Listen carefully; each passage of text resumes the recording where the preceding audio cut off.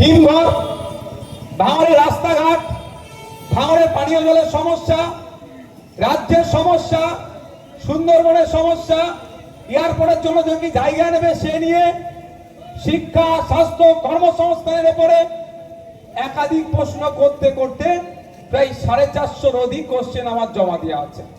কেন বললাম শ্রেষ্ঠ বিধায়কের কথা? কাজের নিরিখে বলছে। মেনশন পর্ব বলে একটা শিডিউল আছে, একটা সময় থাকে, 1 থেকে 1.5 মিনিট সময় পাওয়া যায় এই মেনশনে। গত 5 বছরে পশ্চিমবঙ্গ বিধানসভার মধ্যে তথা আইনসভাতে আপনারা দেখলে জানতে পারবেন 200 একটু অধিক মেনশন হয়েছে। সেই 200 একটু অধিক, 200 একটু বেশি মেনশনে আপনাদের বিধায়ক তথা নওশাদ সিদ্দিকী আমির মেনশনের সংখ্যা হচ্ছে 56টি। 200 অধিক মানে 210-15টা মেনশন হয়েছে, ওখানে আমি একা করেছি 56টা। ওই মেনশনে কি আছে? এই ভাঙড়ের উন্নতি, ভাঙড়ের লেদার কমপ্লেক্সের সমস্যা, ভাঙড়ে যে হিমঘর পাওয়ার গ্রিডকে কেন্দ্র করে একটা অশান্তি হয়েছিল, চাপিয়ে দেওয়ার চেষ্টা হয়েছিল, তারপরে এগ্রিমেন্ট হয়েছিল হিমঘর কবে মানুষের স্বার্থে খুলবে, এখানে নতুন বাস রুট, এখানে ভাঙড়ে 2 নম্বর ব্লকে একটা গার্লস কলেজ, যে হসপিটালগুলো আছে তার দুরবস্থা কাটিয়ে তোলা, ভাঙড় সহ রাজ্যের মানুষের সমস্যা নিয়ে আমি মেনশন করেছিলাম। শুধু তাই নয়, গুরুত্বপূর্ণ বিষয় নিয়ে যখন আলোচনা হয়েছে সেখানে অংশগ্রহণ করে রীতিমতো মানুষের পক্ষে আমি সওয়াল করেছি। দুর্ভাগ্য, দুটো নিয়মই এখন নাই, লাইভ টিভিও হয় না, আর কে শ্রেষ্ঠ বিধায়ক সেটাও। যেমন লোকসভাতে আপনাদের জানিয়ে রাখা দরকার, লোকসভাতে কিন্তু এই সিস্টেমটা আছে, কে শ্রেষ্ঠ বিধায়ক তার নির্বাচনের জায়গা। দেখ, আমি ওই প্রসঙ্গে যাচ্ছি না, আমি টু দা পয়েন্ট আসবো। দ্বিতীয়বারের জন্য আপনারা আমাকে ভোটটা কেন দেবেন, এই প্রশ্নটা আমি আপনাদেরকে প্রশ্নের উত্তর দিয়ে যাব। প্রশ্ন হবেই তো, প্রশ্ন হওয়াটা স্বাভাবিক, প্রশ্নের উত্তর আমি দেব আপনাদের। প্রথম কথা, আপনারা বলুন, আপনাদের মূল্যবান ভোট নিয়ে আমি আপনাদের সাথে প্রতারণা করেছি? এক বাক্যে উত্তর দিতে হবে ভাই। আপনাদের ভোট নিয়ে আমি মিনিস্টার হতে পারতাম, এটা আপনারা ভালো করে জানেন। কারণ এক ভাঙড়ের বিধায়ক বাকি রাজ্যের 293টা বিধায়কের উপরে ভারী পড়ে যাচ্ছে। একটা নয়, একাধিক মিনিস্ট্রির অফার ছিল, অর্থের অভাব তো ছিল, জেলও খাটালো, প্রায় 20টা মামলা আমার নামে দিল। কিসের জন্য?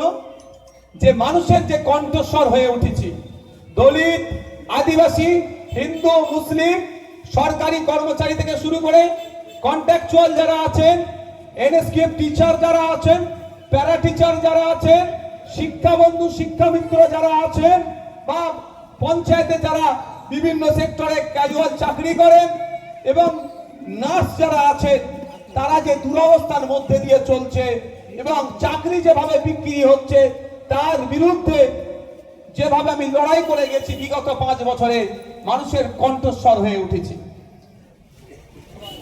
আমাকে আটকানোর চেষ্টা হচ্ছে, আমি আপনাদের বলছি। আটকানোর মাধ্যমে একাধিক তারা প্রয়োগ করেছে, পেরে উঠতে পারেনি। আমাকে যখন পেরে উঠতে পারেনি, আমার ভালোবাসার মানুষদের উপরে এরা অত্যাচার নামিয়েছে। আমার ভালোবাসার মানুষদের নামে মিথ্যা মামলা, অত্যাচার, মারধর, দোকান বন্ধ করে দেওয়া, ব্যবসার জায়গায় সমস্যা তৈরি করা। তারপরও আমার ভালোবাসার মানুষরা আমার কাছ থেকে ছেড়ে যায়নি। যদি এত ভালোবাসা আপনারা দিতে পারেন, আপনাকে আমি কিভাবে ছেড়ে যেতে পারি? চোরেদের দলে কিভাবে নাম আমি লেখাতে পারি? আজকাল আবার চোর বললেও রাগ হয়ে যাচ্ছে, মনে হয় বলাটা খালি কম হয়ে যাচ্ছে। এটা রাগ দেখাচ্ছে, কি বলছি বুঝতে পারছি না? রাগ দেখাচ্ছে যে এটা আমার ডিগ্রি নয়, এর থেকে বড় ডিগ্রি আমার আছে, সেটা কেন বলছে না, তাই না? আমি কিন্তু ছেড়ে আপনাদের যাইনি। বন্ধুগণ, আজকে আমার উপরে এত টার্গেট কেন? টার্গেট ব্যক্তি নওশাদ সিদ্দিকী নয়। টার্গেট যদি ব্যক্তি নওশাদ সিদ্দিকী হতো, টার্গেটে তারা ফেল হয়ে গিয়েছে, ওরা ঘরে বসে পড়তো। টার্গেট হচ্ছে নওশাদ সিদ্দিকীর কণ্ঠ। নওশাদ সিদ্দিকী সিদ্দিকী তথা ইন্ডিয়ান সেকুলার ফ্রন্ট দলিত, আদিবাসী, হিন্দু, মুসলমান নির্বিশেষে মানুষের কথা বলে, ঐক্যের কথা বলে, সম্প্রীতির কথা বলে, অধিকারের কথা বলে, সচেতন হওয়ার কথা বলে, মূল স্রোতে ফিরে আসার কথা বলে।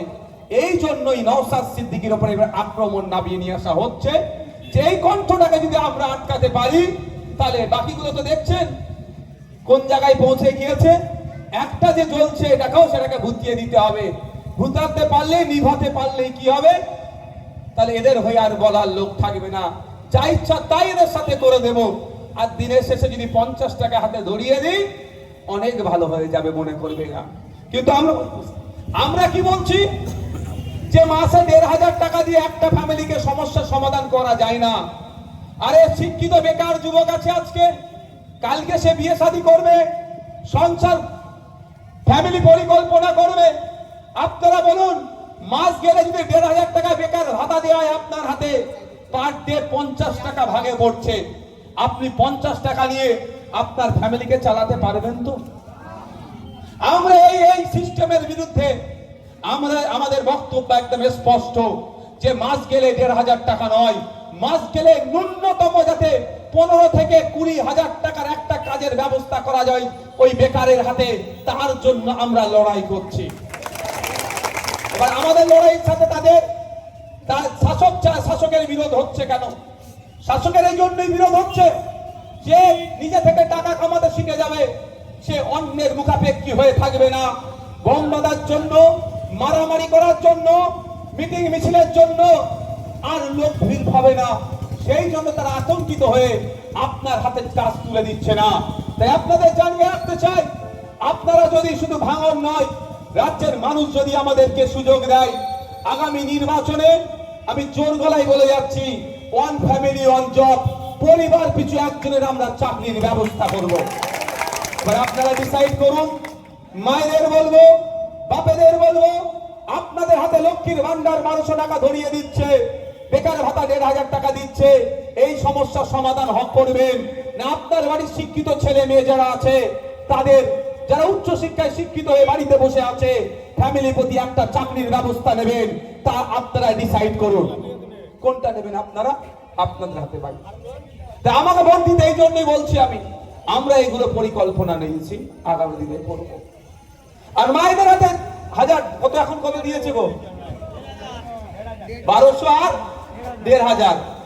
মায়েদেরও বলছি 1200 1500 আমি বিরুদ্ধে নয়, কিন্তু আমি এখানে কথা দিয়ে যাচ্ছি 1200 1500 আমরা সীমাবদ্ধ থাকবো না। মায়েদের হাতে কম করে 5000 টাকা তুলে দেবো, তার ব্যবস্থা আমরা করব। কম করে 1500 টাকা। আজকের দিনে 1200 টাকা বা 1500 টাকায় কি হবে? দিনে 40 টাকা, নালে 50 টাকা, কিছুই হবে না। যেভাবে নিত্য প্রয়োজনীয় জিনিসের দাম বাড়ছে, মোবাইলের রিচার্জ থেকে পেট্রোল ডিজেলের দাম বাড়ছে, সেই 1000-1200 টাকায় সমস্যার সমাধান হবে না। মায়েদের হাতে কম করে আমরা 1500 টাকা তুলে দেবো, হ্যাঁ, তার পরিবর্তে মায়েদের হাত কাছ থেকে অল্প কিছু কাজ বুঝে নেব। কারণ 1500 টাকা ভাতা দিয়ে যেন মাথা কিনে ফেলেছে, সেটাও মায়েদেরকে করতে দেব না। মায়েরা বুক ফুলিয়ে বলবে আমি মেহনত করছি, ওই জন্য কম করে মাস গেলে আমরা 5000 টাকা ইনকাম করছি ঘরে বসে, তার ব্যবস্থা আমরা করব। বন্ধুগণ, আমি আপনাদের ফিরে আসি আবার, কেন আমাকে ভোট দেবেন আপনারাই বলুন। বিগত 5 বছরে দলিত, আদিবাসী, হিন্দু, মুসলমানের উপরে যে শাসক দ্বারা অত্যাচার সংগঠিত হয়েছে, শাসক তার এবং বিজেপি দ্বারা অত্যাচার সংগঠিত হয়েছে, সমাজ বিরোধী দ্বারা অত্যাচার সংগঠিত হয়েছে, শাসকের কোনো হেলদোল আছে? কদিন আগে আপনারা দেখেছিলেন দুর্গাপুরে কয়েকজন গরু ব্যবসায়ী গরু নিয়ে আসছিল, তাদেরকে প্রাণে মেরে দিত, কেউ কথা বলেনি, অ্যারেস্ট পর্যন্ত করেনি। ভাঙড়ের বিধায়ক শুধু ভাঙড়ে সীমাবদ্ধ নয়, আবারও আপনাদের ধন্যবাদ জানাবো, আপনারা স্রোতের বিপক্ষে গিয়ে ভাঙড়ের বিধায়ককে নির্বাচন করেছেন। ভাঙড়ের বিধায়ক রাজ্যের বিধায়ক হিসাবে পরিগণিত হচ্ছে রাজ্যের মানুষের চোখে। তাই আমি বাড়িতে বসে থাকতে পারিনি, দেখছিলাম যারা সমাজ বিরোধী তাদেরকে গ্রেফতার করেনি, ছুটে চলে গিয়েছিলাম। ভাঙড়ের বিধায়ক কোথায়? আপনার দুর্গাপুরে, সেখানে গিয়ে টাইম দিয়ে এসেছিলাম। যদি ওই টাইমের মধ্যে গ্রেফতার না করে তাহলে কিন্তু আমরা রাস্তায় নামতে বাধ্য হব। আপনারা খোঁজ নিয়ে দেখুন, সেই টাইমের মধ্যেই যেদিন টাইম শেষ হচ্ছে ওই দিন রাত্রেই তাকে গ্রেফতার করেছিল। সে বাইরে কোন রাজ্যে চলে গিয়েছিল, তাকে খুঁজে বার করেছিল। এই যে প্রেসার পলিটিক্স, তৃণমূলের এটা সহ্য হচ্ছে না। এই প্রেসার পলিটিক্স করার জন্যই আপনাদেরকে আমাকে ভোটে জিতাতে হবে। আপনাদের কণ্ঠ হওয়ার জন্যই আপনাদেরকে জেতাতে হবে। এখানে নওশাদ সিদ্দিকী ভোটে জিতলে 1,21,000 টাকা মাইনে পাবে, তার ফ্যাক্টর নয়। নওশাদ সিদ্দিকীকে হারাবার জন্য তৃণমূল বিজেপি মিলে এক যখন হয়েছে, এটা আপনাকে বুঝতে হবে। এর মধ্যে কি রহস্য আছে যে আগামী দিনে এই ভাঙড়ে ওরা এয়ারপোর্ট করার পরিকল্পনা নিচ্ছে, বহু ফসলি জমিগুলোকে ধ্বংস করে দিয়ে ভাঙড়ের জনগণকে এখানে উচ্ছেদ করবে। ঠিক যেভাবে রাজারহাট নিউ টাউনে যেখানে যারা আদিবাসী মানুষজন ছিল তাদেরকে উচ্ছেদ করে দিয়ে আজকে খোঁজ নিয়ে দেখুন, রাজারহাট নিউ টাউনের বড় বড় বিল্ডিং মালাখানা দাঁড়িয়ে আছে, ওর লিফটম্যান যিনি আছেন ওই জায়গার এক সময় মালিক ছিল। ওই বাড়ির ধারে ওই ফ্ল্যাটে যারা ঝাড় দিচ্ছে এক সময় ওই জায়গার মালিক ছিল, কিন্তু দেখুন আজকে তারা অর্থনৈতিকভাবে ধ্বংস হয়ে গিয়েছে। ওখানে সামান্য পরিচারিকার কাজ করছে, না হলে গার্ডম্যানের কাজ করছে। ওই পরিকল্পনাটাও কিন্তু এখানে নিয়েছে। আপনারা বলতে পারেন এয়ারপোর্ট হবে তো অসুবিধা কোথায়? আমিও চাই এয়ারপোর্ট হোক, কিন্তু ভাঙড়েই কেন ভাই? এই রহস্যটা অনেক গভীর রহস্য। কোথায় কাজ হচ্ছে তো